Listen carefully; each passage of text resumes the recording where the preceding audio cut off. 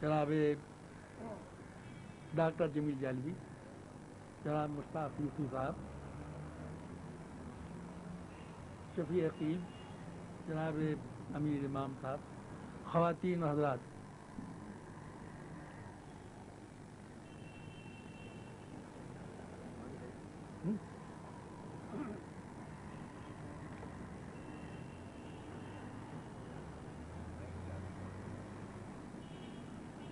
شفیع عقیل میرے اتنے پرانے دوست ہیں کہ اس شہر میں وہ لوگ جو میری شادی میں شریک ہوئے، بلکہ جنہوں نے میرے سہرا باندھا، ان میں سے شفیع عقیل بھی. اور شفیع عقیل ارے یار اس پر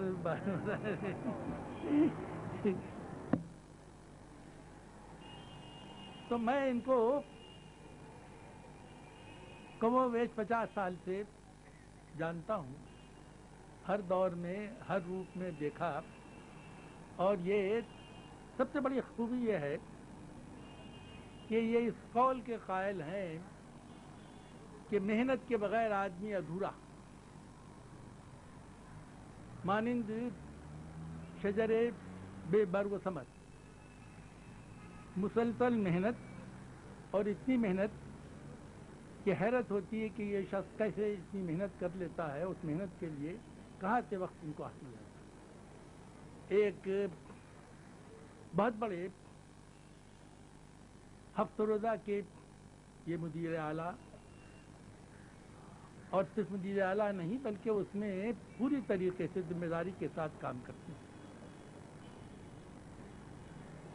پھر یہ کتاب مرتب کرتے ہوتے ہیں یا تصنیف کرتے ہوتے ہیں، اور ہر ہفتے کتابوں پر ریویو بھی کرتے ہیں.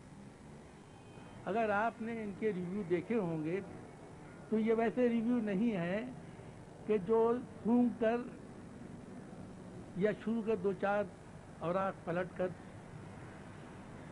اندازہ لگا لیا جائے. ان کو اندازہ ہوتا ہے کہ یہ اس کے لیے وقت صرف کرتے ہیں اور پڑھتے ہیں، اور پڑھنے کے بعد اپنی رائے کا اظہار کرتے ہیں.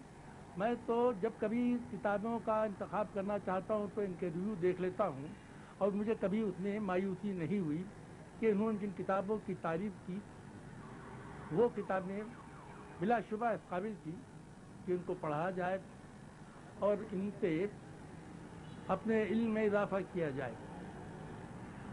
بعض کتابوں پر یہ یعنی حوصلہ شکنی مصنف کی کرنے سے گریز کرتے ہوئے ایسی بات کہے جاتے ہیں، خاص طور پر یہ سفر نامے جو ہمارے یہاں لکھے جاتے ہیں اس کے بارے میں. آج ان کی یہ 3 کتابوں کی رونمائی ہو رہی ہے. ان میں سے 2 کتابیں ایسی ہیں جن کے ایڈیشن پہلے شائع ہو چکے ہیں. ان بڑے آدمیوں کے بچپن کے حالات، یہ بہت پہلے جنگ سے ایک ماہنامہ شائع ہوتا تھا بچوں کے لیے، بھائی جان، اس کے یہ مدیر تھے، اور اس میں انہوں نے کچھ تو پہلے سے شائع شدہ تھے اور کچھ انہوں نے ان سے لکھوائے لوگوں سے، اور وہ شائع. دوسری پنجابی لوک کہانیاں ہیں، یہ ایک بڑی. لیکن سب سے بڑا کام جو یہ کیا ہے، جو اس دفعہ آیا ہمارے سامنے، وہ مجید لاہوری کے کالم حرف و حکایت کا انتخاب ہے. حرف و حکایت کو اگر آپ مطالعہ کریں گے تو اندازہ ہوتا ہے اس سے یہ نہیں کہ تاریخ کے بہت سے اس ملک کی تاریخ کے بہت سے ماخذ اس سے ملتے ہیں، بلکہ بہت سی ایسی باتوں کا سراغ ملتا ہے. اس لیے کہ مجید لاہوری خالص عوامی آدمی تھے. انہوں نے جو لب و لہجہ، جو زبان اور جو اسلوب اختیار کیا ہے وہ بالکل وہ ہے جو کراچی کی بول چال، اور اس بول چال کے حوالے سے یہ اندازہ ہوتا ہے کہ یہ شخص کس علاقے، کس برادری اور کس پیشے سے تعلق رکھتا ہے. مثلا ان کا اقتدار ہے टायर जी, ट्यूब जी, और ऐसा कालम जनाब बिलाशुबा ने सही लिखा कि फिर पढ़ने में नहीं आया। अब तो फिकाया कालम लिखने का चलन ही नहीं रहा, ज़्यादातर कालम तो सियासी होते हैं, लेकिन उस ज़माने में फिकाया कालम जब लिखे जाते थे तो मजीद लाहौरी का ये कालम बड़े शौक़ से पढ़ा जाता था, और जिस तरीके से वो हंसी हंसी में सियासी हालात पर, समाजी इक़्तिसादी हालात पर तंज करते थे, वो आवाम की सियासी तरबियत के लिए एक अहम कदम था। इस किताब पर जो कमोवेश जंग के सैकड़ों सफ़हात पर फैले हुए कालमों का इंतखाब है, उनको पढ़ना, उनका इंतखाब करना खासा ही मुश्किल और दिक्कतलत काम है। हैरत है कि शफी अकील ने इस काम के लिए कहाँ से वक्त निकाला और कहाँ से ये स्टेमिना इनके पास पैदा हुआ कि उन्होंने उनका इंतखाब किया और उनका मुताला किया, उनका इंतखाब किया और उनको शाया किया। मैं इस किताब की शायद पर शफी अकील को खुसूसियत के साथ मुबारकबाद देता हूँ कि ये उन्होंने एक बड़ा काम किया। वैसे इनके काम का दायरा मुख्तलिफ सिमतों में, मुख्तलिफ जहतों में है। इन्होंने अफसाने भी लिखे हैं, नावल लिखे हैं, शायरी भी की है, उर्दू में भी और पंजाबी में भी।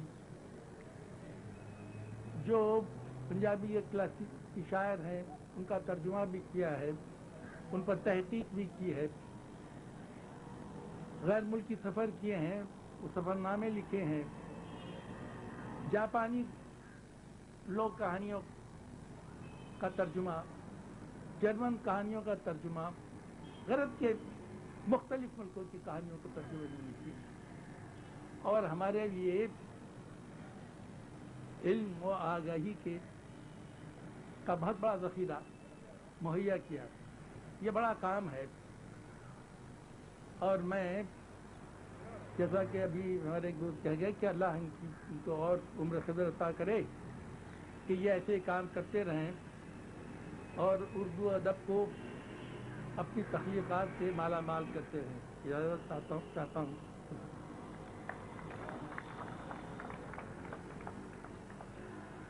शुक्रिया शौकत सिद्दीकी साहब।